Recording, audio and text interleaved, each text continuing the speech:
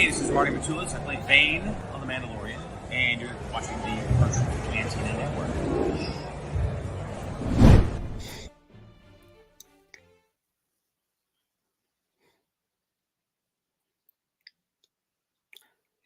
Hello there. And hi, everyone. We unmuted ourselves. Hello. Welcome. Hi, everyone. Oh, we're all in different spots, too. Yeah. Hi, everyone. Welcome to the virtual Cantina Ahsoka Wrap-Up show. It is Wednesday, October 4th, and we are one day removed from the finale, the final episode of probably what is season 1 of the Ahsoka series on Disney+.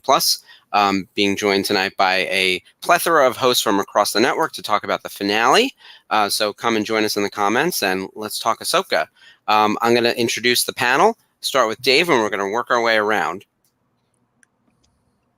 Hi, how's it going? I am Dave. I am the producer of one of the virtual Cantina Network and host of several shows, including the Thursday Night Watch Along and the Unifying Force.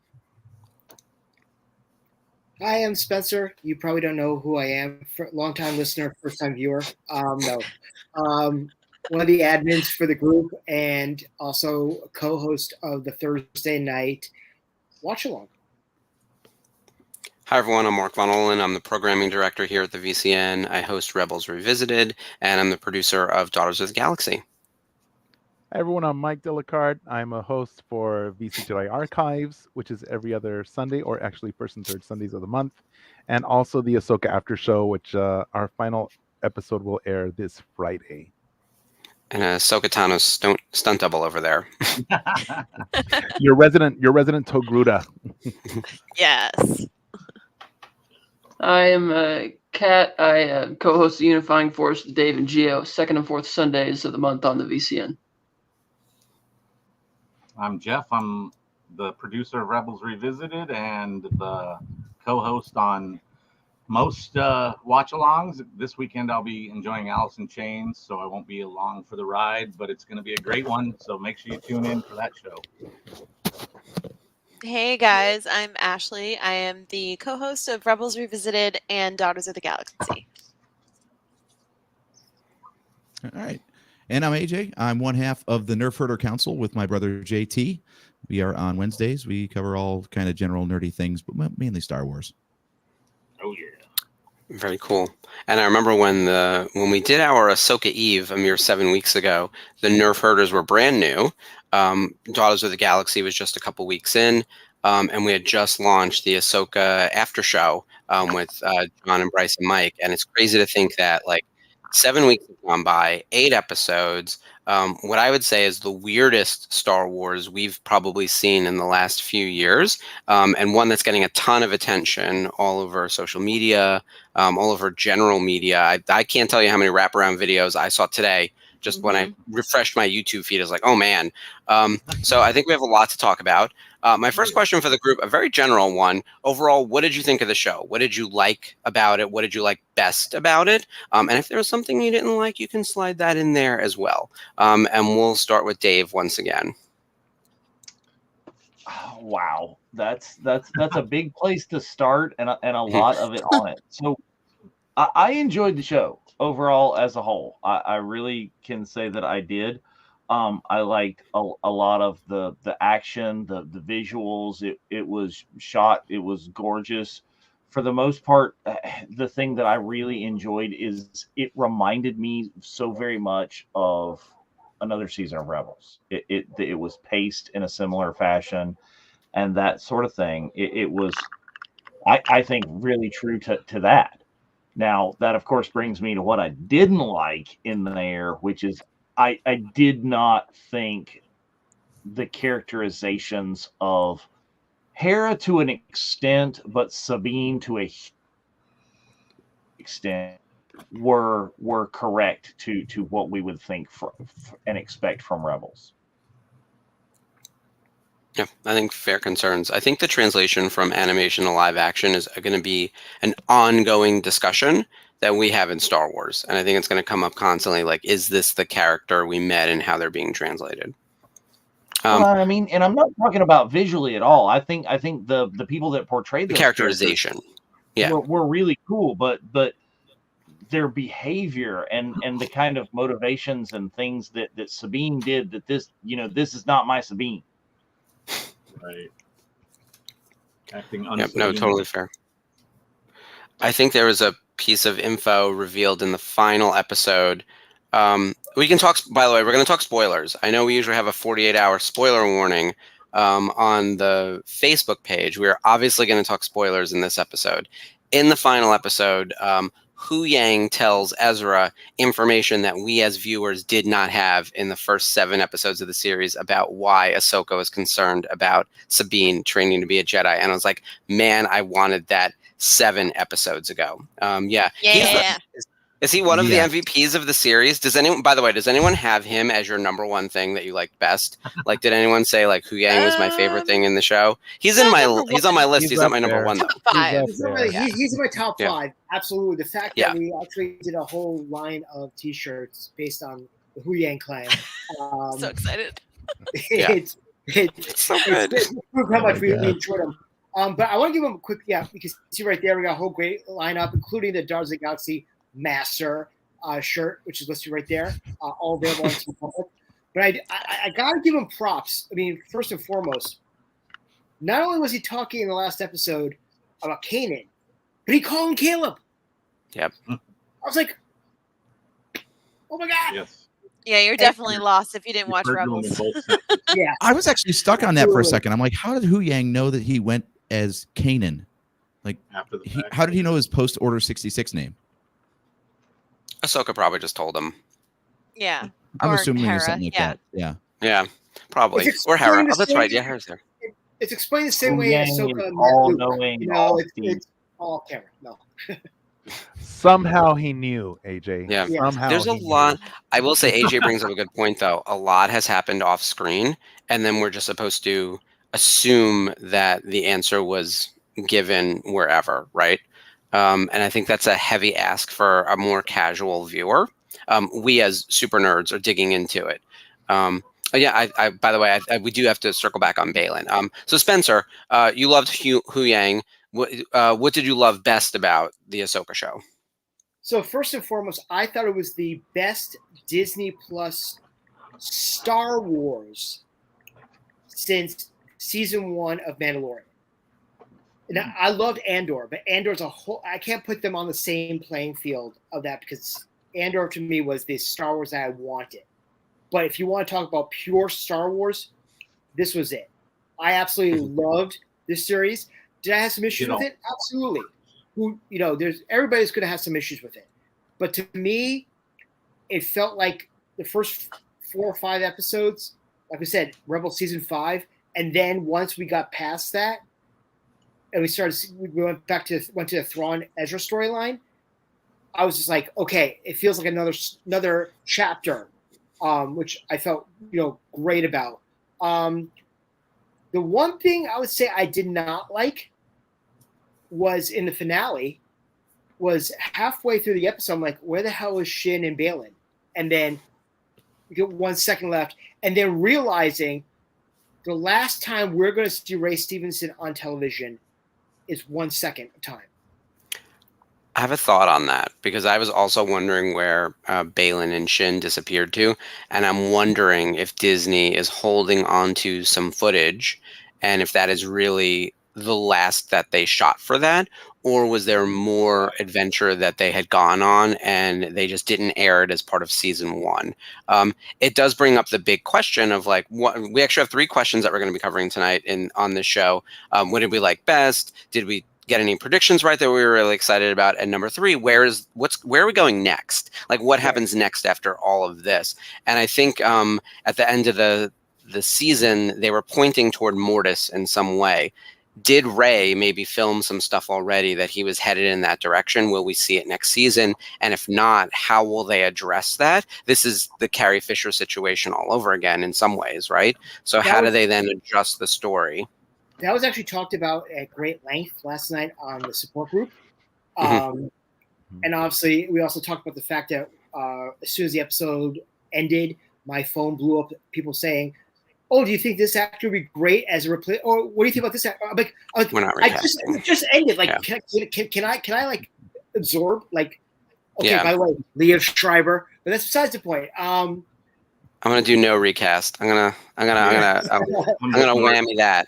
So yeah.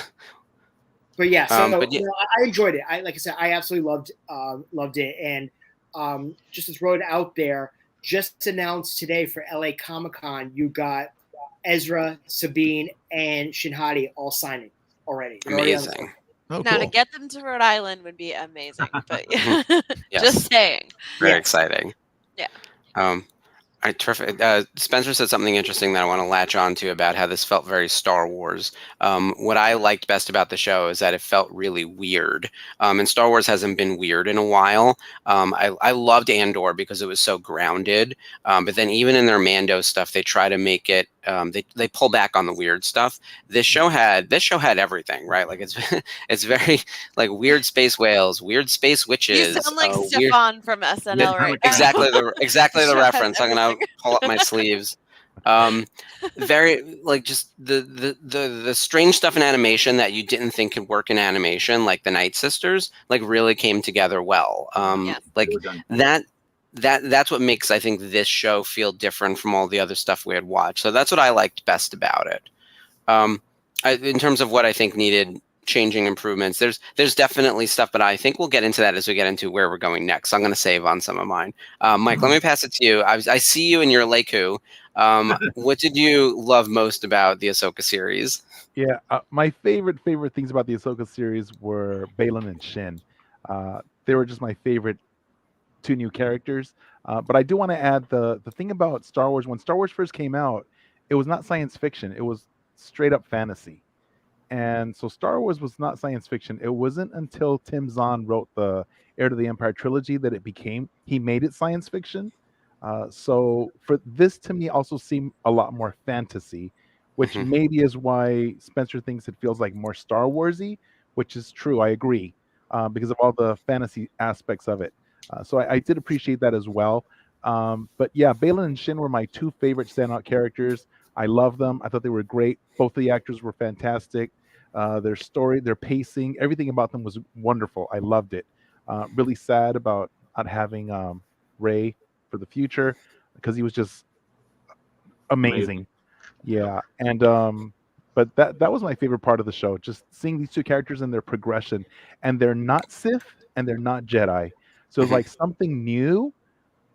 And it reminded me of the Ronin from Visions, because he was not Sith, but he was not really Jedi either.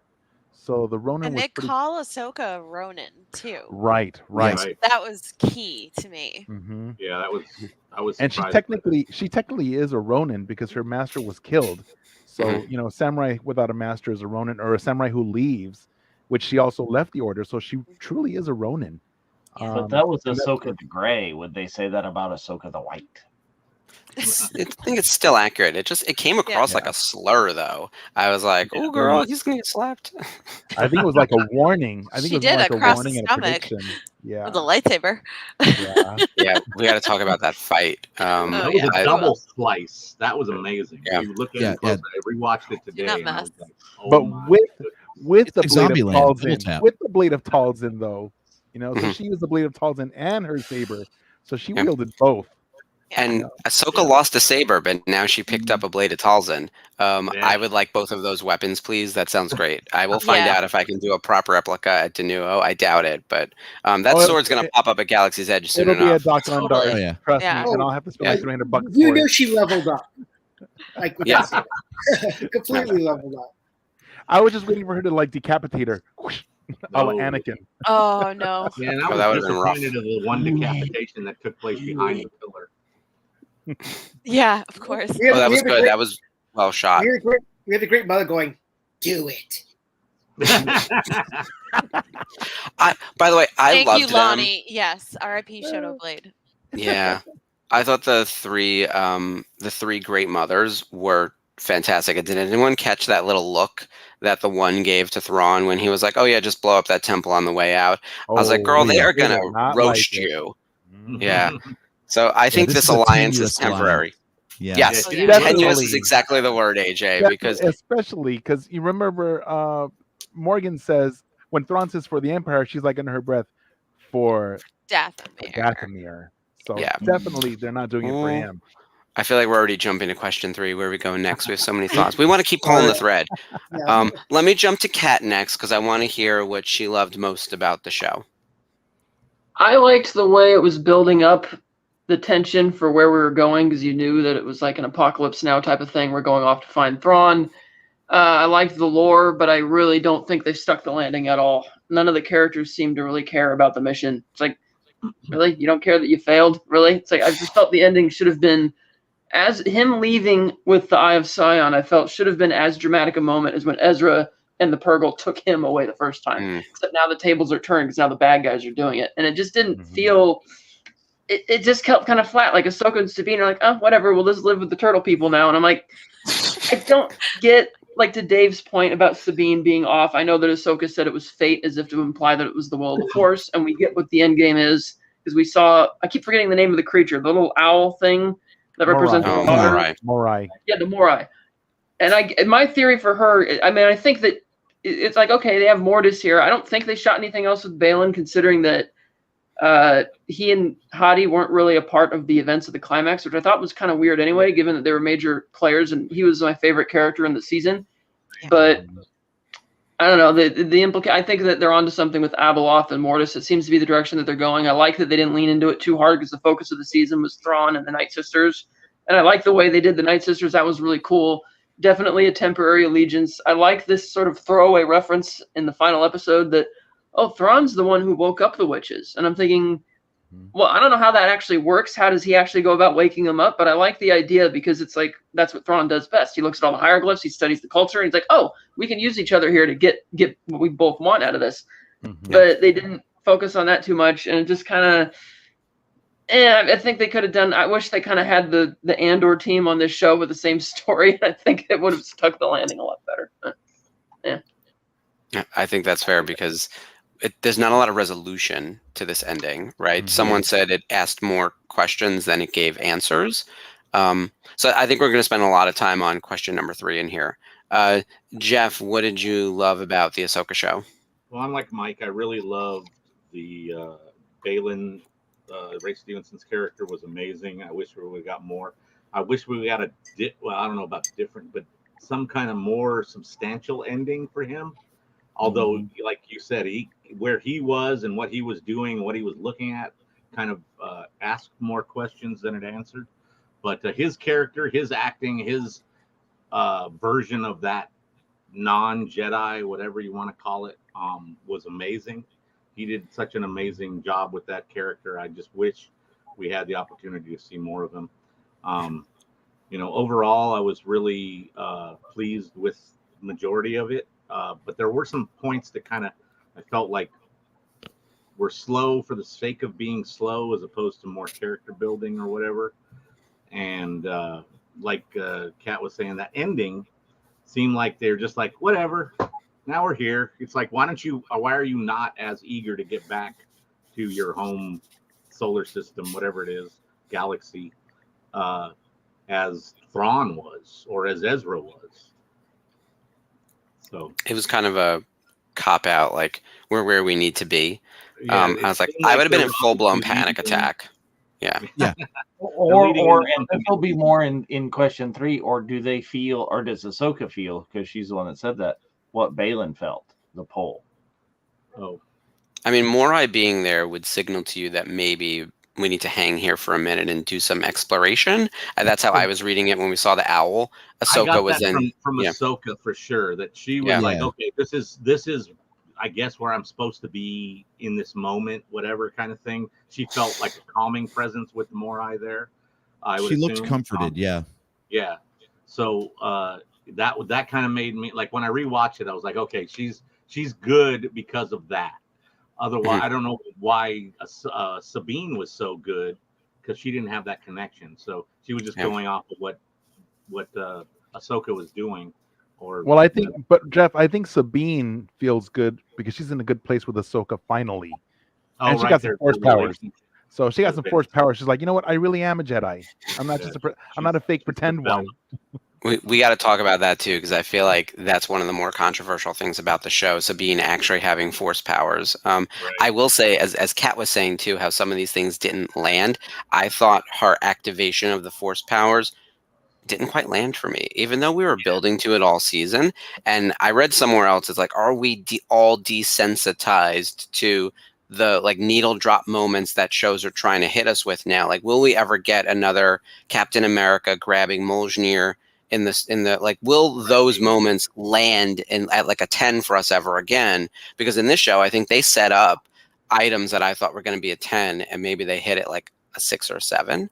And then we're looking at it being like, oh, that didn't really resonate. Yeah, it's interesting. It might be like something like that may have felt more powerful to the layman, the casual watcher, versus somebody like yourself that's very well versed in all the Rebel stuff, all the other alternative content. And like you have that backstory versus maybe somebody who's come in a little more fresh to the show. I don't know. I don't think we have anybody in this group that's like that, though. So. Is anyone here a casual fan? Nobody here is fresh. In it. Nobody here is fresh.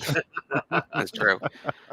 All right, let's continue around the loop. We've got Ashley and then AJ. So Ashley, what did you love best about the show? And I'm gonna guess it's Chopper. Of course. No, just getting to see the Rebels crew back again in live action this time. That was really freaking awesome to me.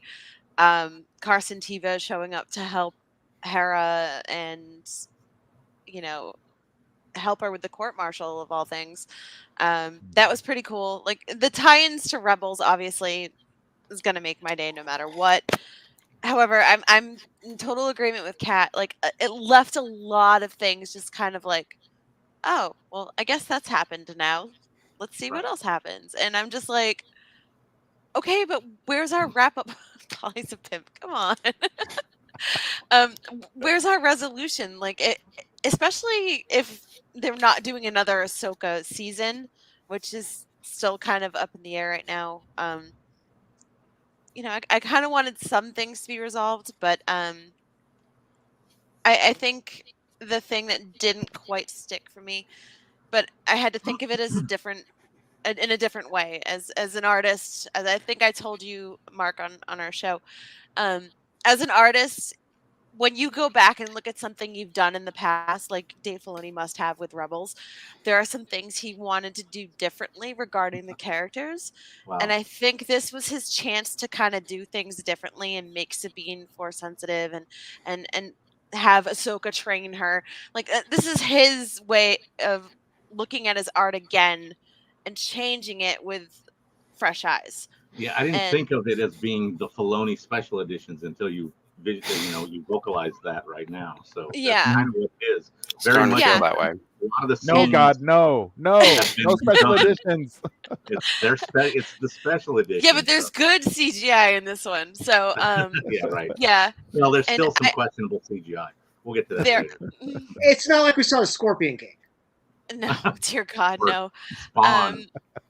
Yeah, but I just honestly think that I kind of wish we had another episode or two to kind of tie up the loose ends. Like maybe they should have done 10 episodes of this and just kind of things felt rushed that shouldn't have been rushed, and things that should have been rushed kind of felt like they took a while to get there. Like a lot of time in the woods. The pacing is off. Yeah. And I hate to say this, but like I kind of missed Henry Gilroy writing with Dave, because Dave is a great writer, don't get me wrong, and he knows where he's going with these characters. He's got a plan for all of them. He's making it come to fruition. But some of the most iconic and character-driven stories in Rebels are co-written by Henry Gilroy. And I kind of missed him. just for like maybe this last episode, if this is the way you were going to end things. Did he write an Andor also? Henry Gilroy? Tony Gilroy. Oh, wait, he was the producer. Yeah. I was Henry was the co-EP and one of the co-writers on Rebels. So I think everyone could use an extra hand, and I think writers' rooms and longer form TV needs to be a discussion, because I think all of these shows in these weird like Book of Boba Fett Obi-Wan Kenobi, all of them I think would have benefited from more episodes, more time to give us to stretch out some of the story. Yeah.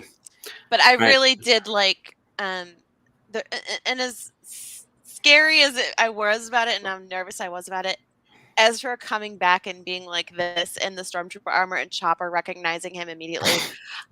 The sound I made when this happened, like that has to be one of my absolute favorite things of this season. Like he knew, he's like, I knew it. I knew you were here. Like he says it in his Chopper voice, and it's adorable. So I heard you're in California, Ashley.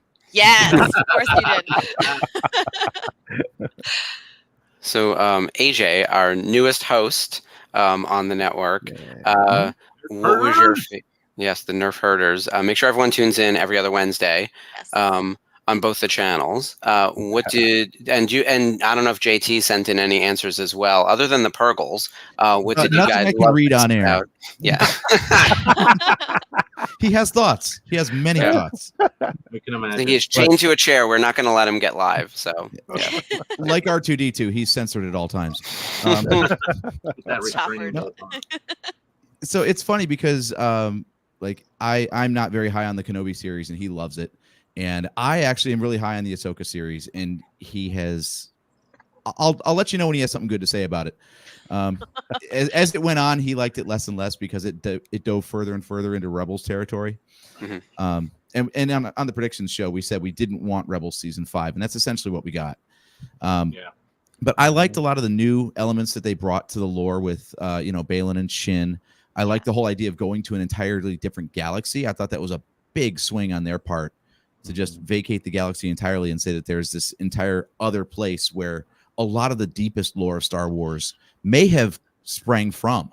Mm-hmm. So now it kind of fills in this mystery when they're saying they were going to do a Dawn of the Jedi movie, and Mortis, like we were talking about, and all this stuff, and even the Witches of Dathomir might not even be of this galaxy.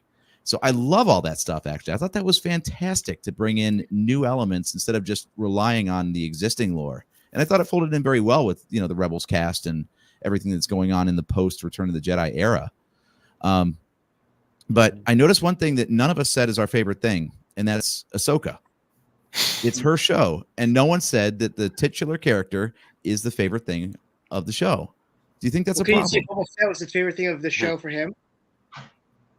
I think it's because she's not in it very much. Despite that it's named after her. Appearances in the other shows were really more kind of striking, I think, and more. Yeah.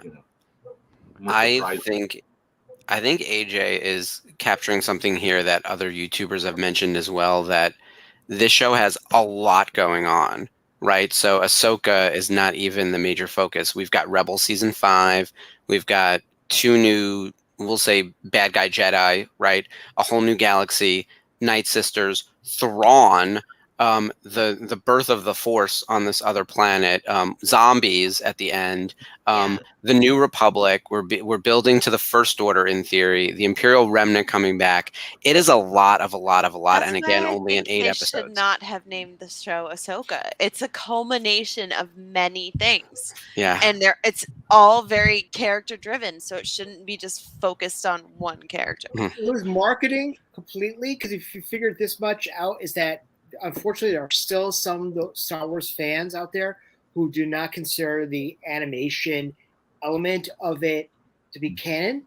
That's the first problem. Nope. And the fact that Ahsoka has become such a not a live action, not just an animation, which we know for a while, but like a icon in of women in Star Wars, that if they said this was Rebels season 5, I think we'd get our diehards, but I don't know if we'd get as many people watching it if they didn't have that hook. That is true. Yeah. Mm-hmm. And I think Ahsoka was a great on-ramp for a lot of brand new fans, because it did give quick. So I'm gauging it based off Sergio watching it with me, because he's not really a super fan like I am, and so, but when he saw it, he had no questions. He understood everything that was happening as it was going on. And if you think back to when we first got Star Wars, there were so many things thrown in that we just didn't know. It went over our heads. We didn't know what it was. Like, oh, I fought really farther than the Clone Wars. Boom, go on to the next thing. It's like, huh? What was that little blip? Right?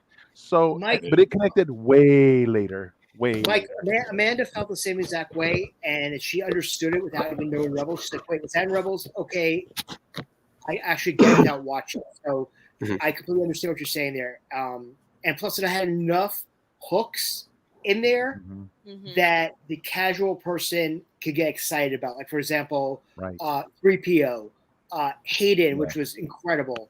Like mention of Leia. Mention of Leia. Things that you could, and also obviously, I have to say, Paulie, Carson Teva, people are like, okay, Mandalorian. They love grab him. onto it. Connecting Talk about the threads for the layman. the conflict on Mandalore in season 3. Okay, Gideon drop. Okay, cool. And then obviously, Mark's girl, Mon Mothma, showing up right after Andor. Yeah. Get the before and the after right there in 1 year. Yep. And she knew, like, relying on Hera, like Hera was going to tell her the truth. And Hera wouldn't just throw away her career over something that wasn't happening. So that part, and she's on Hera's side. She's on Hera's side, though. Right. But it's She's the on fact Hera's that, like, I felt like she should have gone harder for Hera because she knows the sacrifices that Hera has put through for the rebellion, for the New Republic, and she's not BSing you. So. I'm curious as to what was making her hesitant, aside from Giono being a jerk, who, by the way, MVP actor and the senator who plays Giono. We hate him so much. He's so good. Yeah, I know. So I good. love Love him. Giono. I love Giono. I know. He was so good. He's so good. Think about, though, all the things we just listed. So going back to what AJ said, Ahsoka not being most people's #1 favorite thing about the show, and then the quantity of stuff we just listed that's in this mini series. This show is overstuffed, overcooked, and I think that's like a Bad Batch, like 16 episodes, really. Or 2 different shows. I actually think that one of the mistakes that Star Wars has been doing more and more is too much interconnectivity. Like Thrawn is a story. The Night Sisters are a story. Going back to the beginning of the universe to understand the beginnings of the Force is a story. Ahsoka's journey could cut across some of those things, but the fact that it cut across all of those things, I think, is what people are having trouble digesting. Like, I'm literally forgetting stuff that happened because we were on Lothal for a minute and we saw the mural, and then we're across the galaxy, and then we're fighting zombies. Like, so much has happened. And you're right. There's so much more that happened that was cool that I forgot about until we're talking about it now. Because none of us said the mural. You were talking all about it's my profile picture. Yeah. and then, like we had the Kurgan, Clancy Brown showing up in live action. We had Mr. Krabs. Brendan freaking Wayne guest starring, Lander maskless in the so Hayden much. Christensen popping in. Yeah. Nobody said Hayden. Final scene. There's less stuff than season 3 because there's so much you forget about season 3 because at the same time, I'm sorry, but season 3, all I can think about is Tim Meadows, Lizzo, and Jack Black. That's Lizzo. I love Lizzo, but that was a weird choice. Out of everything, Yeah. but at least I felt in this one, as a knowledgeable Star Wars fan, I was okay with all the extra stuff in there. It was with the stuff that there was so much like extra in season 3 that it took me out of the story. And things that were like external. A cameo central kind of thing, like you were saying.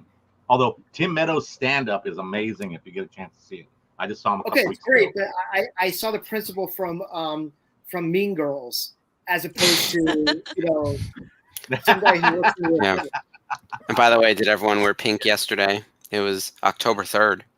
Yes. Yeah. I can't by law. All right, so I think we finished our first question. We're going to be on for 6 hours, which is what I think Ashley predicted. I did. So with that, we could do this one quickly. I do want to get essentially a thumbs up from each person as to what they got right. So we'll start with Dave again. We'll make our way around. Did we have a specific prediction that we got right? And were you happy about it? Or was there something you were just like wildly off on and you're pissed about? Like, let us know. I went back and rewatched and there's some interesting thoughts. But all right, Dave, you first. Sabine, Force freaking sensitive. I told you so. I freaking told you so. I freaking told you so. All day long. So hard. I had to be off to you, sir. Yeah, never saw it coming. Excellent. But, yeah, I watched just what I had said and stuff right before this, and that was the big one. But some other things is that we called really what this show was going to be, that, and we kind of said we didn't necessarily want it to be, but it was. It's just a setup for other properties. It is a setup for the Filoni movie. It Mhm. may well be kind of what AJ, I think, was alluding to. It may be a setup for the Dawn of the Jedi, and letting us You did, this Sherry. Yeah. completely maybe setting up 2 or 3 different things that are going to be happening in the Star Wars universe, as opposed to Mhm. what we all hoped, which was a good story in and of itself and on its own. They don't make those anymore. Everything's an interconnected universe and a multiverse behind it. Well, yeah, Yeah. which is what I think somebody was saying in the chat a minute ago, and I'll have to go back and find it. Is it's like the Marvelization of Star Wars. Here we go. Right there. Yeah. You've seen Clone Wars, you get it, but it's the Marvelization of Star Wars. It's putting a lot of it over for the casual fan and removing a lot of the stuff that's there for people who've been around since the beginning. I mean, I'll use this chance to say I think Mando season 3 would have been way better and way better received if you had called it the Book of Bo-Katan. Yep. But nobody was going to do that because you have to know who that is to care. And they were like, we're on the Mando train and this is what we're doing. Everybody's going to watch it because we say it's Mando season 3. Yeah. But what happened to just creating something for the sake of creating something and not because it, as they said, Well, as Mike that said, went away in 2012, Ashley. yeah, That went away with the original creator. Andor, kind of, but well, Mando was very much. I think the struggle is, and I could tell you, look, as someone who works like literally in the industry, everything has to be a part of a consumer product plan and a revenue stream that comes from just being like, especially if it's not in theaters, like the TV show has to sell pop figures and Black Series figures. The Ghost being timed at the HasLab to correspond to this show was not unintentional, right? Like that felt very precise. So I think and there's my always wallet the is still the happy. business of it all, which is why Thrawn was back. I mean, it's why they actually added Thrawn to Rebels, right? Rebels wasn't doing great, and they were like, "How do we fix this show? Add Darth Maul, add add Thrawn." Like they kept finding things to try to get people interested in Rebels, right? Yeah, but Vader they did popped it in in. smart ways. Yeah. It wasn't Yes. just for fan service. It was done smartly. Right. To Yeah, and serve Henry the Gilroy, I story. think, helped with that because I'm Right. sure the studio was like, "Find the thing." This series, I think we're all agreeing, feels a little overstuffed, which means we also got to make a lot of predictions, and I know some of them are gonna happen. So Spencer, did you get anything right on your long prediction list? Yeah, I mean, there was a couple of things that I think I got right. Obviously, the one thing that we were all saying that even though it was a red herring, it came true, which was World Between Worlds. Because obviously, when we first saw the logo, we thought it was a World Between Worlds, but we didn't know what it really was. That it was a star map as opposed to that. But we got exactly, and but we got So I think that was a big one. The fact that we got there. I would say that a lot of the things that we knew that we were going to get Anakin and some we were Clone Wars. We were predicting and hoping for a live action Clone Wars, which was absolutely blew my mind. I thought that there was an episode 4 was a love letter to Rebels, and episode 5 was a love letter to Clone Wars. I don't think anybody else could have directed that episode but Dave, to be honest. No, with you. easily. And honestly, I felt like I said, Some of the best I went visuals too. I mean, I went to the fan event, and being able to see that on the big screen in episode 5.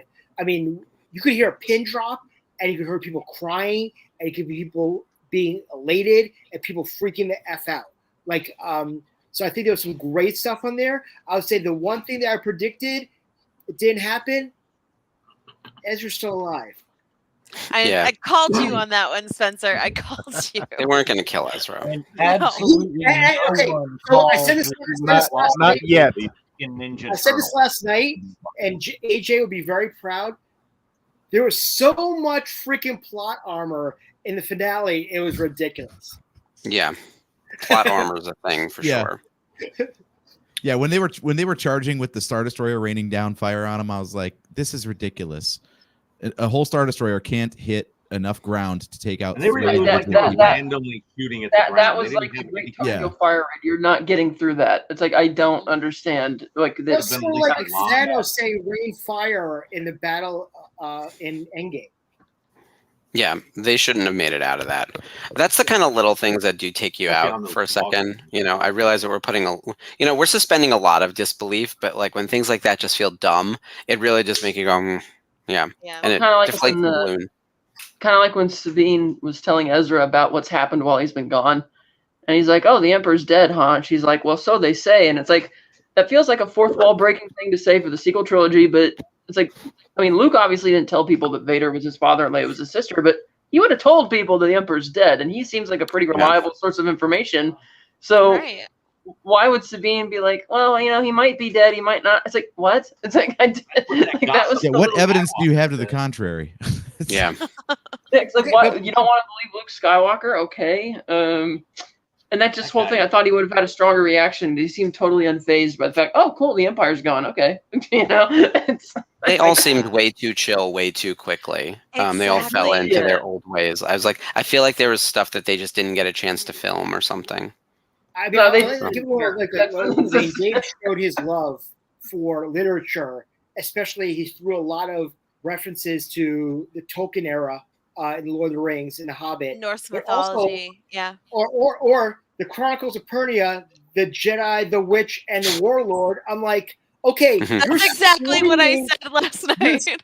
You're screaming War Tongue Between was Worlds physically right there. through the cheek at Like, that point. like, that title in itself screamed something was going to happen with War Between Worlds. And then when I finally saw Morai, I was like, there you go. That's how they're getting home in season 2. And also, that series of books is very religious and very specifically Christian religious. And we talked a lot about Ahsoka going into the water and being very baptismal and her being sort of like reborn and finding her faith. Like, I'm not a religious person, but if you are, or if someone else is sort of casually watching the show, I think there's a strong religious message here about finding faith. And it's actually what like centers her. Right. She gets And I caught. think, yeah, I think there's a lot of that in this show that none of us have really like I'm no theologian, right? That's not my area of expertise, but I think it's like blatantly religious, this show. Jonah yeah. Jonah in the belly of the whale. I mean, Yeah, Yeah. like there's so much of it, and the line in which the wardrobe, Guard like, Enoch, for crying out loud. No, Mike, Yes. that was a reference to Nemo. That was nothing to do with the belly of the whale. That was, you know, The full-on he wanted to Finding Nemo. repeat a well, because float. Nemo is also Disney a on Christian Disney action. propaganda. yeah. Christian propaganda. I Yes. don't know. I gave this show a lot of Lonnie, I credit for agree with bringing in you. different influences. Actually, Yeah, you know, we had It really Norse does. influence, we had Eastern It's nice to Asian mix it up. No, influences the with terms Harris like reaction, Ronin and yeah. Boken and things like that. Mhm. Oh yeah. So- big time. Whereas like Mandalorian was like a straight up Western, and you get the American Western influence. This is very much Eastern influenced, I feel Oh like. yeah. Mhm. Totally. So I love the fact that it's Oh. more universal. It's not just so like U.S. American centric mythology. It's Right. You global got that from the mythology. Yeah, start it brings on more fans. with for sure. Morgan and Ahsoka's original matchup. That was so very Eastern. All Mhm. leading into that. Mhm. That was And are far not Balin Skull and Hadi named after Norse mythology. Norse mythology? And Yeah. wolves. it's very global. Yeah. Mark, Universal as it. And asking really interesting questions. Like, we talk about good versus evil and the Force, but this is like, what is the origin of all of that? What's older than good versus evil? Like, these like, what's the Yue. meaning of life? Like, these are is big, older big, than big Good questions. versus Evil. He is. 42. And he was great in the show, by the way, though. I thought David Tennant really delivered. I thought even more so than, I know he's only in like 1 or 2 episodes of the Clone Wars, but he has, I think, an amazing performance in this show. Who Yang ain't nothing to force with. Well, and see, Aaron, we're asking this. There's a lot of different answers to that question. I mean, Ezra completely looks like Space Jesus, even more Mhm. Oh, than yeah. Obi-Wan looks like Space And he Jesus. sacrificed himself More against authentic. evil. And we've got Anakin in there, who may well be referencing and come to be the son of Mhm. the father and the son. So there are multiple Jesus references in this. Deal. There's two different trinities happening too. You have the three witches, which of course is sort of one set, and then you have the Mortis father, daughter, son. We could do a whole show on like sort of extrapolating, I think, the religious side of this series. Totally. And if you tend to tune into the unifying force, yes, I was going to say that's the show to do it. Yeah.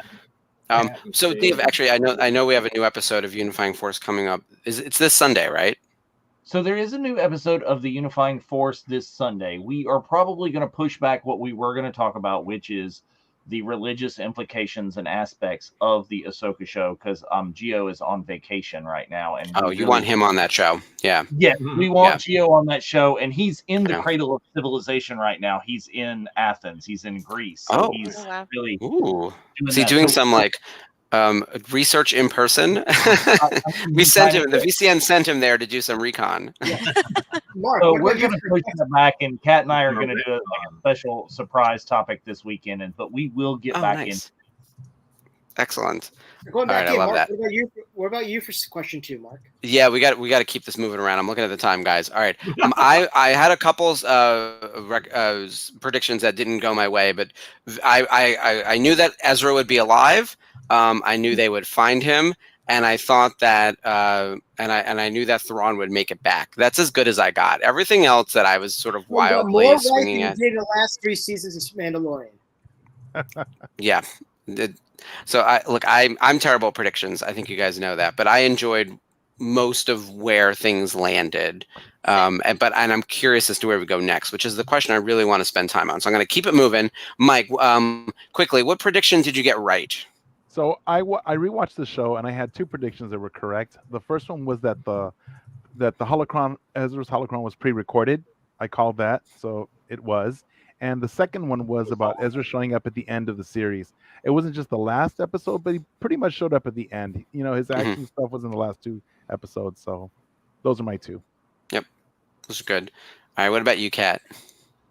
I predicted that Thrawn would make it back in an inverse of the ending of Rebels Season 4, which he did. My second prediction was one that came in real time when Ezra boarded the Star Destroyer. And I thought, he's going to do the same thing that Boba Fett did in Clone Wars Season 2. He's going to ride through hyperspace back to the Star Wars galaxy. Then he's going to use the fact that he's got his stormtrooper disguise. He's going to sabotage the engine and blow him away. Obviously, I figured Thrawn would still survive it, but he's going to blow the ship away. He's going to say, no, he just leaves and he doesn't care. And he's not even in any sense of urgency when he meets Hera. Hi. It's like Dave pointed out earlier today, if our heroes don't care about the utter failure of this mission, why should we? It's like, I didn't predict, but I did also pick up on the clear references, religious references with the title, the Jedi, the Witch, and the Warlock, and how that ties into what C.S. Lewis was actually writing about with Narnia as opposed to the story. It's like, okay, I can see where they're going with this. Yeah, there's a lot to unpack there. I can't wait to listen to that Unifying Force episode because you guys tackle some deep stuff. It's always an interesting listen. All right, Jeff, I'm going to pass it to you. Did you get anything right on your prediction list? Well, I was thinking that both Thrawn and Ezra would show up later, not the second to last. I was thinking last, especially Thrawn. And so that was wrong, obviously. I did have an idea that one or both of them would get back. Really, I thought that everybody would get back, which, again, is wrong, but partially right. Doing great. So, I wasn't on the show to say that. It's just, what I thought before the show started. So, so that was the main thing. I don't know if there's anything else that I was like convinced was going to happen. Well, I did feel that Zeb would show up. I was hoping for it. A bit disappointed that he wasn't at least at Hera's hearing. So because him and Chopper as the support really would have been the proper combination. Carson could have came in and did his thing with C-3PO showing up, but really there should have been that faction, as it were. Especially, if he heard any rumbling that this was going down, he would have thought. He's got big ears. He would have thought that he would have got it. He should have been the first phone call for sure. Yeah. Yeah. So I felt he was going to be about that on Monday. There, more of a presence. Oh yeah, we had a whole conversation. We did a best of Zeb on Monday, and we were saying like we wish we had seen him in the. We were hoping to see him in Ahsoka, and then it didn't land, unfortunately. Whatever the next season is. That there was still a possibility. There was still hope. We still had hope. We're holding out hope. Yeah. And I'm gonna kick it over to Ashley. What did you get right? I know you have a really good one from the first episode. Yes. So before the show even started, I really wanted Lars Mikkelsen back as Thrawn. I got that right off the bat. So I'm like super stoked about that. First episode, oh gosh. Clancy. Yeah, Clancy Brown, like showing up, Ryder Azadi, like as soon as I saw him come out, like the voice, and it's just like so cool. When you heard that voice, it's so distinctive. It was just waiting for the visual. Right? Perfect casting. I'm so glad he came back for that. I was right that Ezra didn't die, Spencer. Just saying. That was more of a last night thing, but yeah. I just the thing that I think I got wrong the most was I was kind of hoping that Shin and Balin would see the error of their ways for helping out Thrawn and the Night Sisters complete this, and that it was detrimental to their life as well, obviously, as they're proven, but they're still not on the side of Ahsoka and Sabine yet. But it didn't happen this season, so therefore I got that wrong. But I really felt like they dropped the ball with those two characters. So I was hoping they'd be a stronger presence on the show, and who knows what season 2 has to offer. But yeah. All right, AJ, anything that you landed your prediction correctly? Yeah, I predicted a horrible wig job for Lars Mikkelsen, and I think they just like fished it out of the dumpster from the Paramount backlot from the last time they needed Commander Data on screen.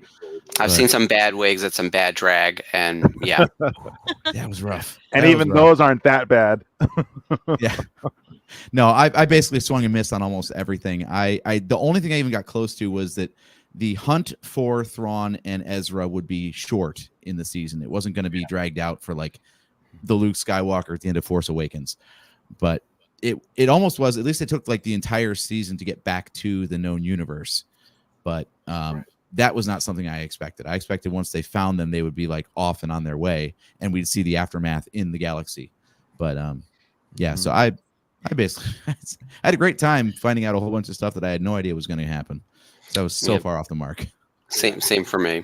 All right, awesome. Look, we are at time, but now we're gonna go quickly through the third question because I think that this is the most interesting question. So, what do we think is going to happen next, or what do we want to happen next? Now, having seen the show and see where everyone's left off in these different places. Dave, I'll start with you. Holy crap! So many things. I want to know so much more about, was this Balin's in game the entire time? Did he know the calling was? Like, we saw that Morgan kind of knew that she was being called by the Night Sisters to the other galaxy. That didn't end well for her. He's an initiate. He's a temple guard. He's been inside. Did he know this was the pull to the other galaxy, and that's why he's gone away from being a Jedi for the ultimate end game, joining forces with Morgan and Thrawn to get there? Mm-hmm. And is that going to be like, was that going to be, I don't know if they still could do it. Was that going to be his redemption story and what he was doing? I don't know. I mean, what the heck is Ezra going to do against Thrawn? Are we going to see, and we're bound to see because the entrance to the original Mortis Temple is right in front of us. That's got to be, we see it more because that's how Ahsoka and Sabine get back to join up with Ezra, save the galaxy, do the thing, the stuff, the you know, but how that plays out. Those are the kind of things that I want to see how that's going to go down. Yeah, I agree. All right, Spencer, what are you looking most forward to next now that the show has ended? I'm throwing a big swing out there because we saw Dathomir. I want my girl Kira. Oh, hadn't thought of that. She's still alive? She survived the comic books. So that's what I said. Does she have ties to Dathomir? That's if you remember the end of Solo. In Solo. Oh, Maul, yeah. Meet me on Dathomir to complete your complete your training, and you're going to be more closer to me from now on. And if you read Fallen Empire and Hidden Empire, she's now the new head of Crimson Dawn, which is more deadly than ever before. But we also saw, in it was in Clone Wars, you did see Dryden Voss in a hologram form. So Crimson Dawn in the Shadow Collective was very, very known. So I'm actually, like I said, that's probably a swing that's probably going to miss because I can never get enough Emilia Clarke. But, however, I would probably say that I am more intrigued to see Balin's journey to Mortis more so than anything else that they could have to offer in a sequel to the show. Yeah, I'm going to take that. More so than anybody in Rebels or the story of Ahsoka or Ezra, I'm more excited about Balin's journey. I love Mortis so much, and I fell in love with Balin during this show, and the fact that Balin was looking for Mortis the whole time, and ends up on that statue at the end, which is missing the daughter, by the way. It's the father and the son, and the daughter's But the top of missing the from son's there. head is damaged too. Like it looks like it's been like. Yeah, there's damage for sure. I wonder if there's because here's the thing: Star Wars always does heavy-handed metaphors, right? Is the light side on the ropes right now, and it feels like it's been that way ever since the Mortis daughter was killed and put into Ahsoka. And, does Ahsoka eventually need to become the Mortis daughter? I think that's probably the end of her, story. It takes her there and she replaces the daughter. I don't know. I have weird theories about where that could go, but there's something there, and Balin is looking for it, and that's big. That's bigger than World Between Worlds. It's bigger than Bendu. It's bigger than the Witches of Dathomir. It's bigger than the Jedi and the Sith. It is creation myth level, like truly trying to find God. So I'm actually most excited about that as well. I think we can do Thrawn and Ahsoka and all these other stories, but I agree the most compelling thing for me is are we literally going to walk up the stairway to heaven to Mortis? That would be incredible. So I would be super into that. And that shot of Balin on the hand of the father was just stunning. Yeah, so. I'm stuck thinking about that, not Ahsoka, not everything else, not Thrawn. I'm thinking of that. Because Ahsoka just seemed like she did not give a crap that they're stranded in a galaxy far, far away. Yeah, that's why we care. Balin, without even saying anything, just being there and the dramatic stare out of the landscape from there, no words, was more dramatic than we're where we need to be. Yeah. No, we don't. So the difference of being at peace versus looking disinterested, and it came across as not really there, right? So, all right, I'm going to kick it to Mike. What are you most excited about about what's next? What are you predicting? I'm really excited about. I'm going to go some deep Star Wars lore here, but initially, from the very beginning, Balin said something was calling to him, right? So he was using this whole transportation to Peridea. He knew about Peridea already before Morgan Elsbeth had said anything. He said Peridea first because he knew it from the fairy tales that they had learned as children in the Jedi Temple. So something has been calling to him, and if you've read the books, you know that Emperor Palpatine felt something calling him to something really dark force way out. He didn't know where, but it was calling to him in the books. And even Vader didn't believe it because he didn't hear the calling. But Balin does hear it. And it's the origin of the Force. And I'm thinking it's going back to, this is the origin planet for the father, the son, and the daughter. And if you know their story, there was the mother, which was the servant who took care of them, but became the mother. But she was mortal. And for her to become immortal, she took the forbidden fruit. She was like Star Wars Eve, and she bathed in the pools and she drank the water that she wasn't supposed to. Yeah.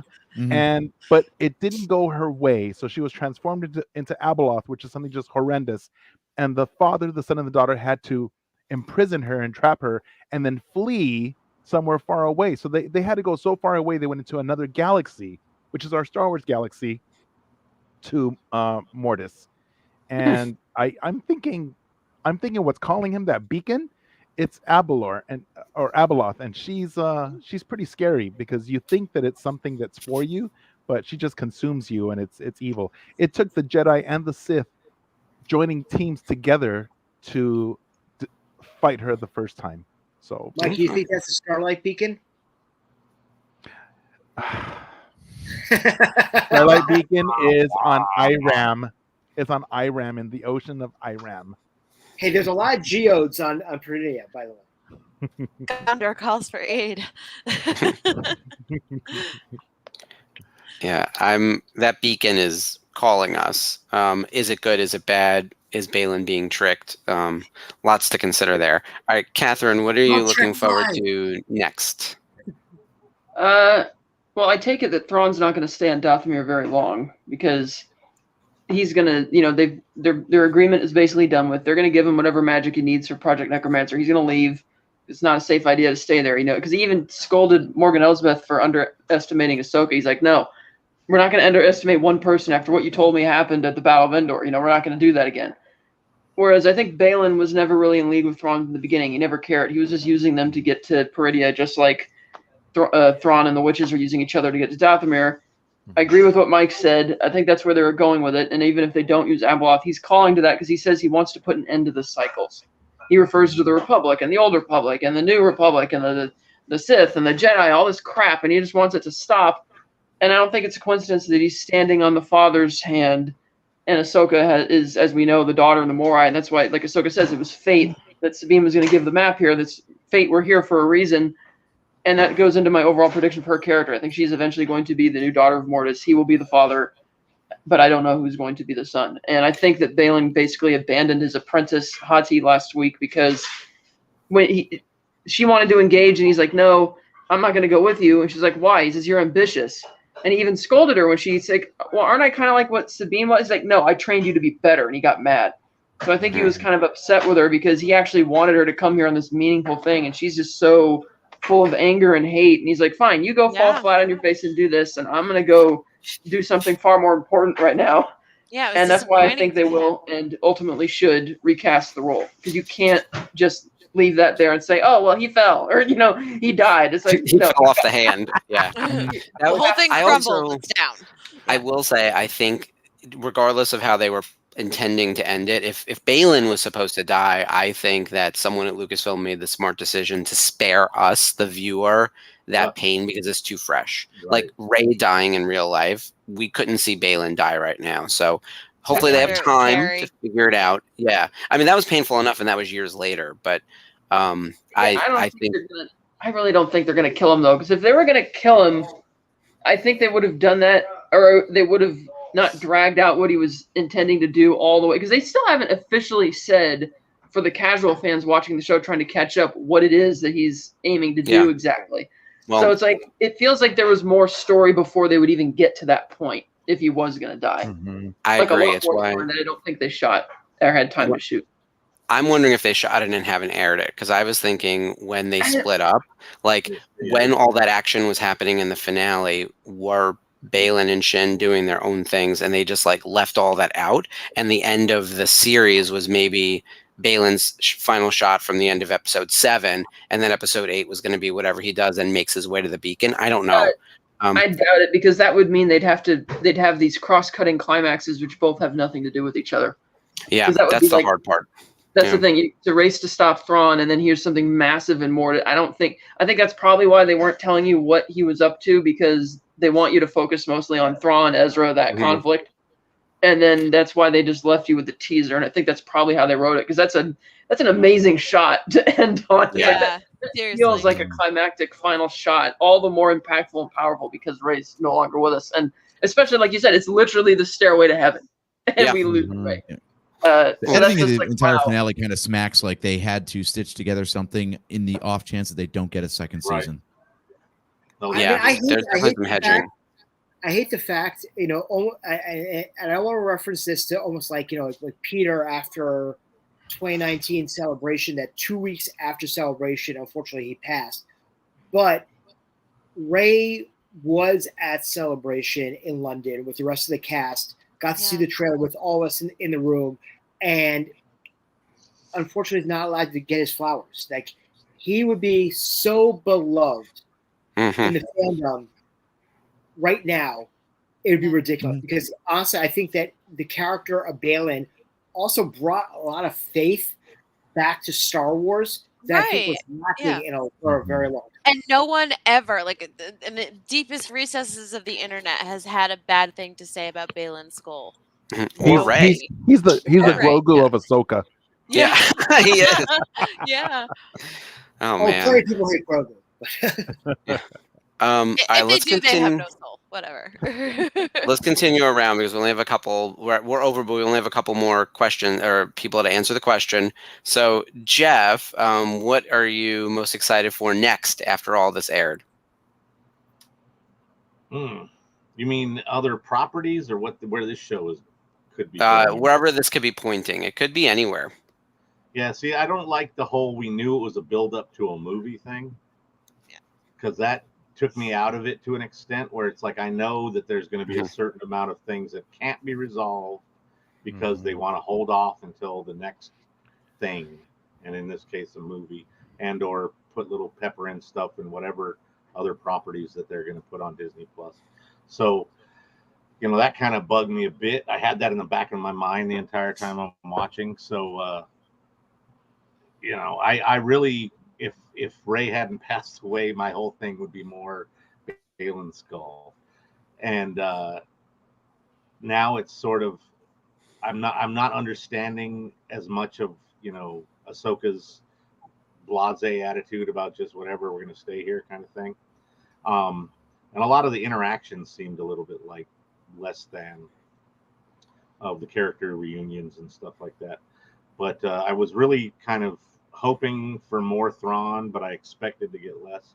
So I'm glad we got what we got.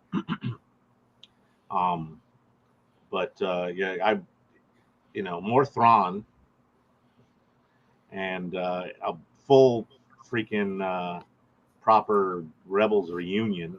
So that means getting Sabine back, however they do that. So I like to sort of not put too much into what I think is going to happen and let them show me what they had in mind, because ultimately I'm not going to have any control over it. So yeah, but they watch our shows. They do steal our ideas sometimes.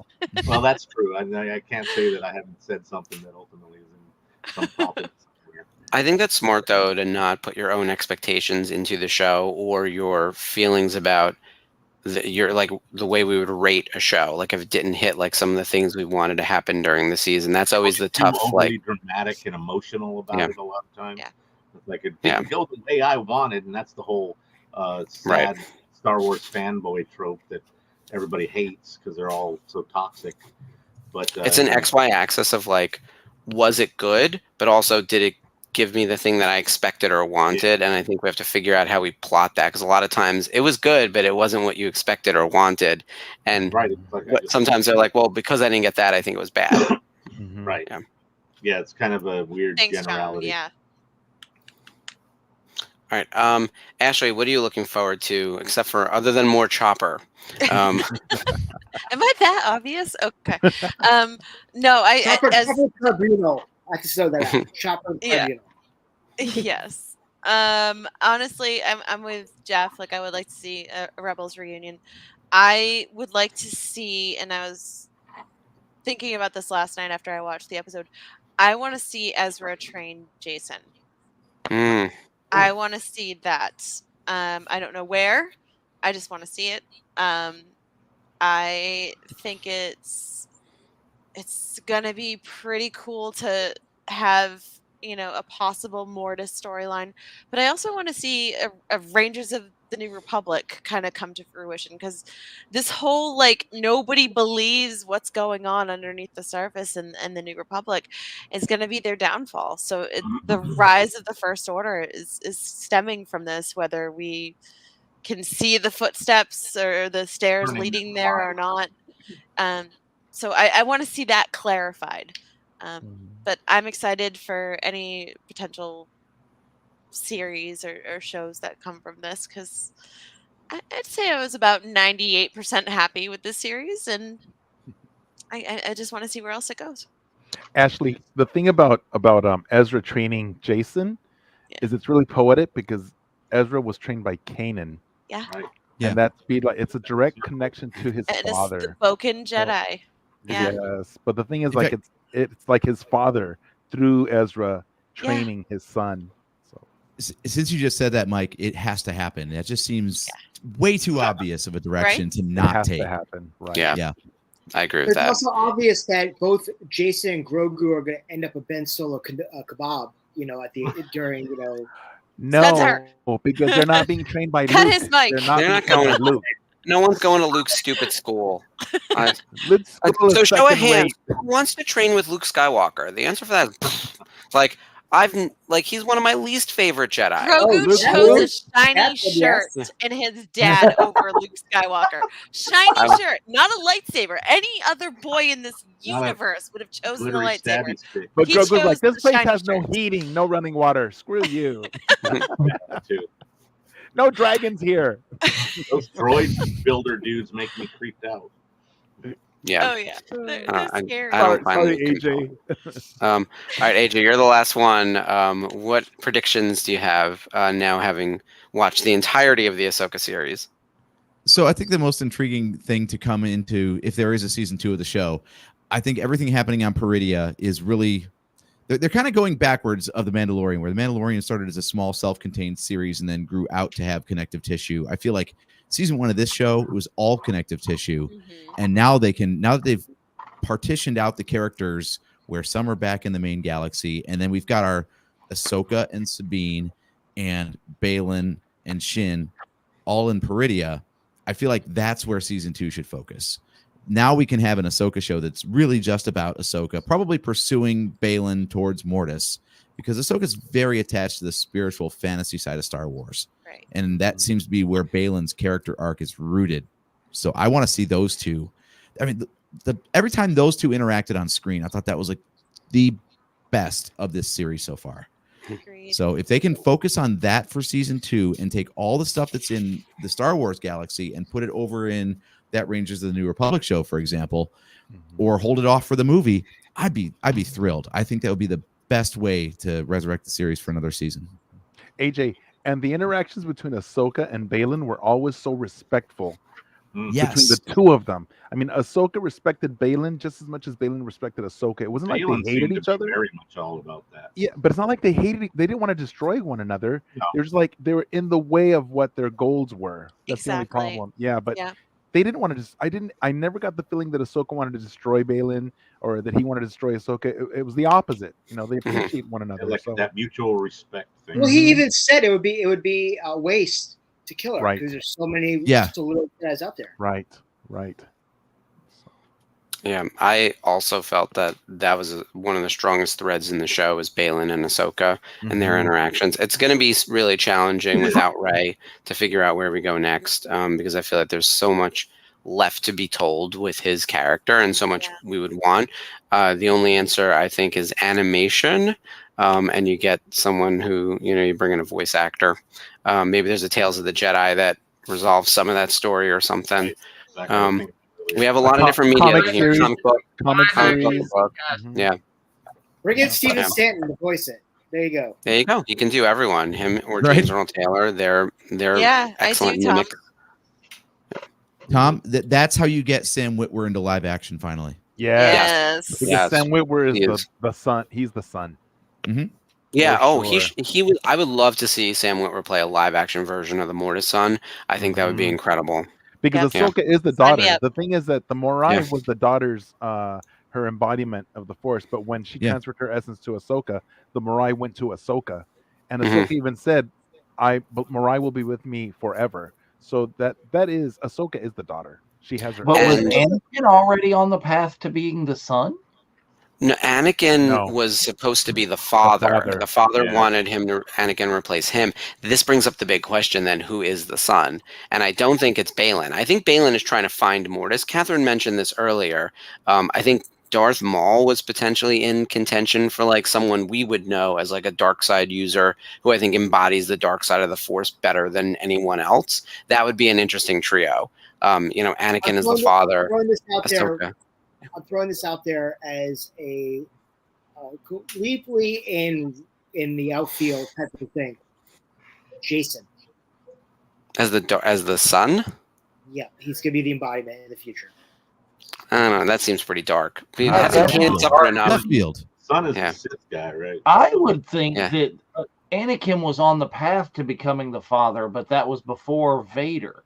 Now that Anakin has fallen to the dark side, but then of course was redeemed, so that's Yeah. wild. He Right, brought but the he's I also think that's dead. Balin's now, so end he's not goal. gonna be, he's not coming back. I wouldn't think. But I think he knows what's going to happen because he's standing there watching her, and he doesn't want to talk to her. He's kind of content, and it was right after she says, "I think we're here for a reason," and I think he knows what that reason is, and he's just comfortable with it. But I don't think.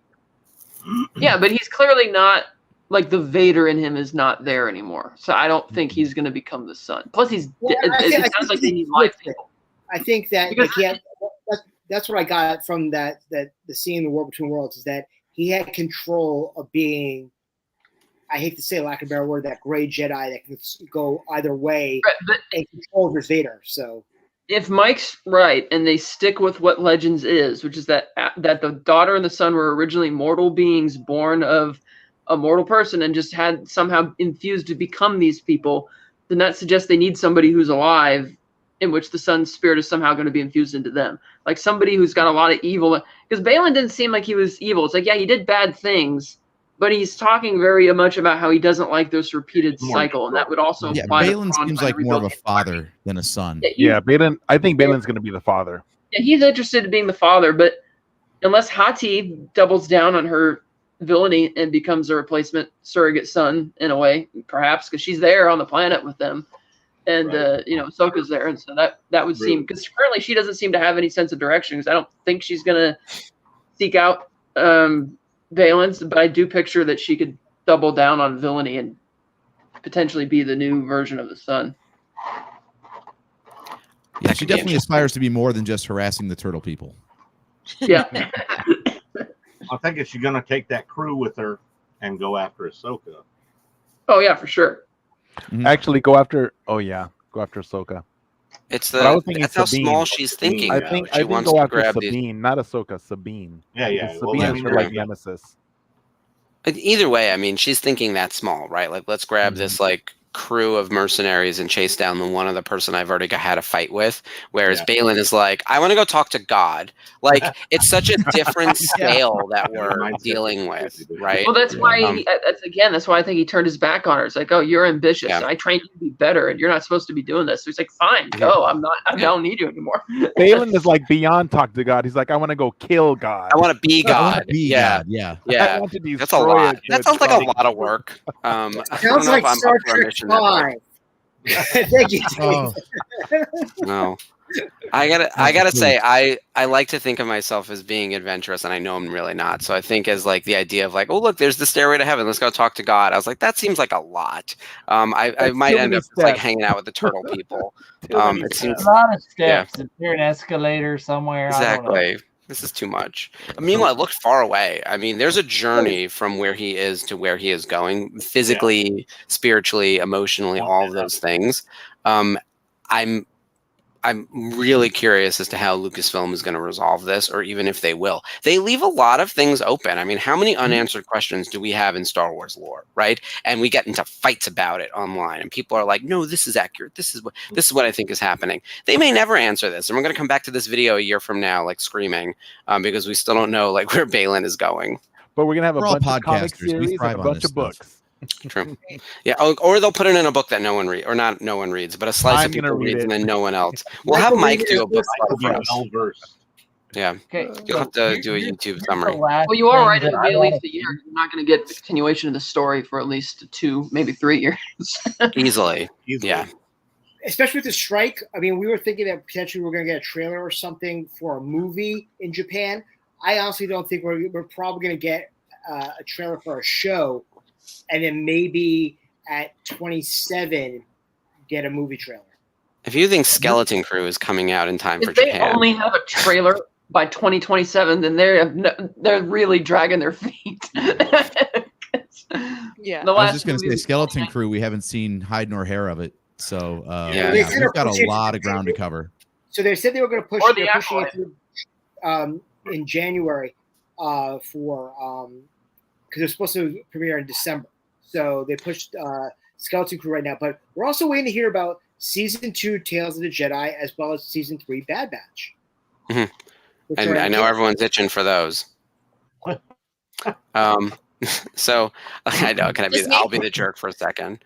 But no, in all seriousness, like Disney Plus is alternating Disney and Marvel, right? So Loki premieres tomorrow, and that'll run through the end of the year, basically. The Echo Show is bumped to early 24. I don't think the earliest you will see Skeleton Crew, the earliest would be March or April. And from there, I think you then get the Acolyte in November, December, if we're lucky, assuming that things are actually going on track. But I doubt they are. From a Well, 'cause promotional phase- standpoint, I would think a third season of Visions would make sense for Celebration Japan. Yeah, Mhm. Yeah. yeah, that makes a lot of sense. Because Phase 3 And just in started terms of today. coordination, didn't they say that there was a 4th season of Mandalorian happening before the movie? It was supposed. So it was they were implied. supposed to start filming last month. Right. So everybody's on hold right now. Mhm. What projects are getting cut will be the next question. If they're Yeah. set to film, though, that means that the writing is, I would say, a good portion done. If not all of it's done. With the end of Well, season they finished 3, writing. Favreau- They'd finished writing season 4 as far back as September 2020. That's what Yeah. Giancarlo Wow. Esposito said when he was promoting season 2 of Mandalorian. He's like, well, they've already written through season 4, and obviously they made changes because a lot of because that was before they decided to take a couple episodes out of season 3 and put them in Book of Boba Fett, and that kind of why you had filler episodes in their place in season 3. But they still have it written, so the story is there. That means you Favreau, yeah, Favreau so said that means that they're they at can the end of ramp season up a little 3. bit quicker is kind of what I'm implying. Favreau said at the end of season 3 that he's got season 4 written. So Yeah, so then once the writers come back, whatever red tape they have to go through to start that back up, then that's really the hurdle at this point. So right. Hopefully that can be sooner than later. I think the hurdle's the actors. Yeah, we got to get the actors back Because on the set. writer's Yeah. strike's over. It's No, the I'm actors. not right? talking about Nothing's writers signed. anymore. Writers are done, so that means that it's all about waiting for the actors and Yes, then the actors. whatever is involved to get that whole process back moving. Yes, because again. we need to get Ryan Reynolds and Hugh Jackman away from Taylor Swift and back on Deadpool 3. Never. The most I'm a exciting Swiftie. thing in entertainment right now is Taylor Swift popping up to football games. It just I'm a makes Swiftie. people So angry mad for no that- reason. Shake Yeah, it off, exactly. everybody. Shake it off. It's Yeah. making What I people don't angry wanna have because to they're know making a big deal about it. It's like, okay, there's Yeah. a celebrity at a football game. What else is new? It's like, Exactly. Yeah. Taylor Swift is that not a was dating celebrity. somebody on the field, so that's a big deal too. I It's not look, I I do think that we have to watch out for deal, is, though. Is it really a big deal? it's I'm more not, but concerned about Kelsey's mom hanging out with Jake from State Farm. that was funny. I will say, that it's a slow news cycle, despite the fact that they literally ousted the Speaker of the House. American politics is going poorly. Let's just leave it at that.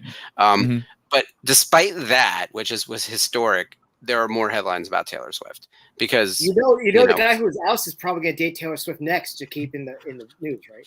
yeah, I mean, she has standards, but in all seriousness, like I think celebrity and pop culture, the news cycle just loves to latch onto this stuff, especially when it creates like a little bit of ire. Like it's why I think negativity sells in the Star Wars space, right? I'm sure there are videos right now about how Ahsoka was the worst thing that ever happened, and it's because women were given dialogue. I mean, you pick something, right? Like there's going to be all those types of videos. We don't play that here. Like I think when we do our critiques, we're very specific about this didn't work for us, that didn't work for us. Like, but here's what we like, and we try to keep it genuinely positive, and also like how we build community. I will say the videos that get millions of views are the people who just scream. Mhm. It's very. Yeah, I still I want wanna- to point counterpoint with Mark as the moderator of Ashley versus JT, an episode just about Purgles.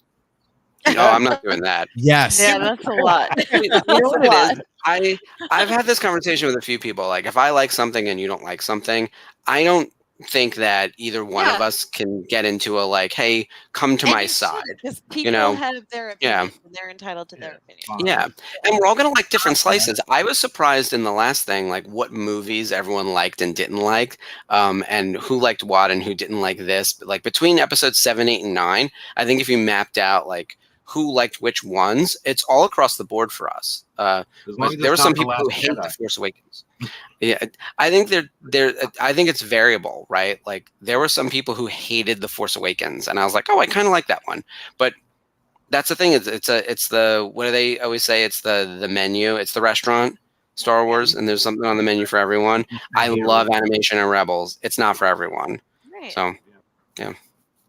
But with that, I think Ahsoka was also probably not for everyone, but for a lot of different people. If you liked Thrawn, if you liked Ahsoka, if you liked Sabine, if you liked Rebels, if you like Witches of Dathomir, Weird Magic, Mortis, Daddy Ray Stevenson, like all of these reasons to love this show. The cast was great. The music was incredible. There was something for everyone in here. Also, if you like a hot mess that's like overstuffed, like this show is also for you.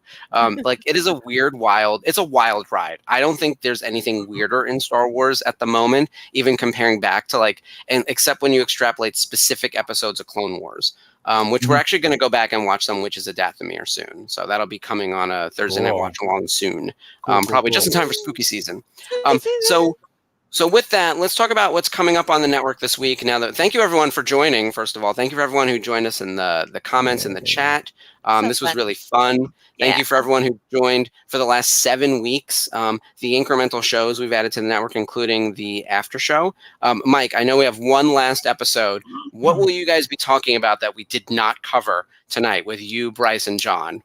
Oh my gosh. Well, we recorded it right before this show. And so we covered a lot of stuff on that show that we couldn't get into today with all of us.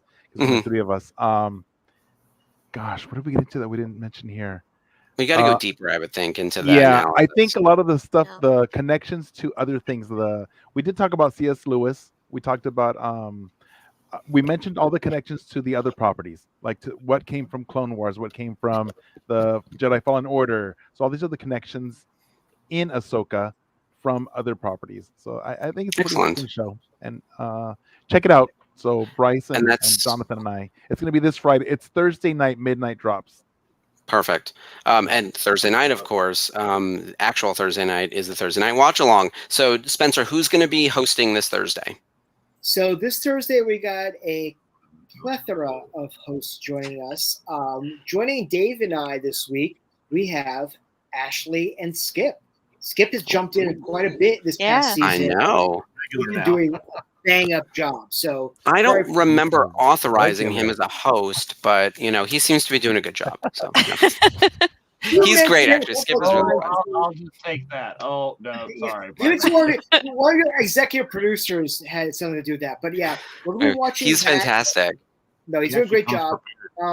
And I believe next week we're going to jump into something that we've been holding on for a while now because we've been having summer snips and everything. That is next week.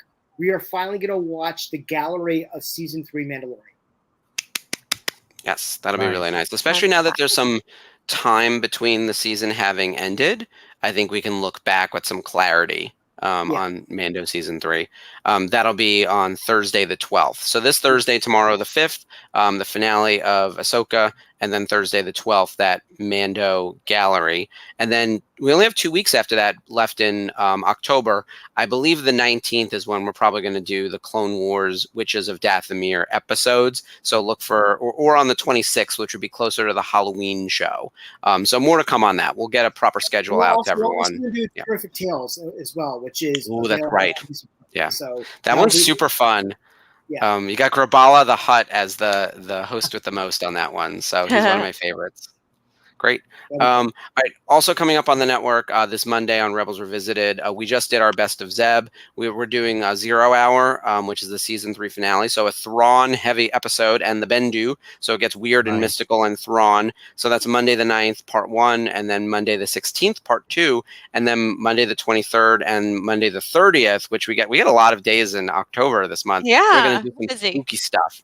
So I think we're doing a Chopper thing on the 23rd? Best of Chopper and his Best kills? of Chopper. Chopper's Yeah. greatest hits. Yeah, that'd be great. His Nice. greatest kills. Definitely gonna cover Yeah, it's that. Chopper's during body this count. Dark. Yeah, spooky it's time. a big one. And then on the 30th will be our second annual Halloween Spooktacular. So more to come on that. Yes. That'll be really fun. I don't know how and we're then- gonna top last year, but we'll figure it out. Yeah, I got to get a good costume. And then what's coming up on Unifying Force? She said this week it's you and Kat, Dave and Kat are going to be talking. You have a different topic than theology, which is coming into us. We're going to go kind of surprise topic this week. We're going to go off of Ahsoka, and we're going to come back to that and revisit it when all three of us can really wrap it up and Excellent. really talk deep about the religious and mythological connotations in Ahsoka that have been there and where they could go. So, kind of what we were talking about here, but way down deeper and go with that once Gio is back. But Kat and I are going to surprise you this weekend. All right, awesome. We'll be on the lookout. And then AJ, you and JT are back on the network Wednesday, October 11th. Do you guys have a show idea yet? Will it be another Ahsoka wrap-up? It is. It's going to be an Ahsoka wrap-up. We'll see if my brother can stuff down his F-bombs long enough to get a sentence out. It'll be 120 minutes of I can't wait to tune in live for that one. Yeah, nothing but Purgle hate, I'm sure. Oh boy. We're gonna cover our thoughts on Ahsoka in greater detail, and we'll see what he has to say about everything as a Awesome. whole. And then coming up on the 25th, then we are going to be actually doing a horror movie reaction to the Nightmare on Elm Street remake by Michael Bay. Oh, So, that's an I've not interesting seen it. I choice. hear it's Okay. god awful. So It's not great. Look, I'm a Nightmare fanatic, and that's the worst one other than I mean, what's the one right before Freddy's Dead? Is that the Dream Child or the Dream War? I lose track of like they're the Dream bad in Child. that zone. Yeah, that one's terrible. Yeah, but good luck. Sometimes those are the best things to do live, though, as reviews. Watching a bad movie together with people and like riffing on it. I mean, Red that's Letter Media makes like a career out of it. So yeah, Mystery Science Theater is like built on that. So yeah, good movies and bad movies are great to react to. It's the ones in the middle that aren't any fun. Yeah. So yeah. Well, with that, we hope everyone enjoys spooky season. We'll be doing some stuff on the network across all that, so be on the lookout. Thank you again, everyone, for joining tonight and throughout Summer of Snips, the Ahsoka time frame. We're now entering spooky season, more to come. Thank you for joining. And with that, we're going to say, may the Force be with you. May the Force be with you. This is the way.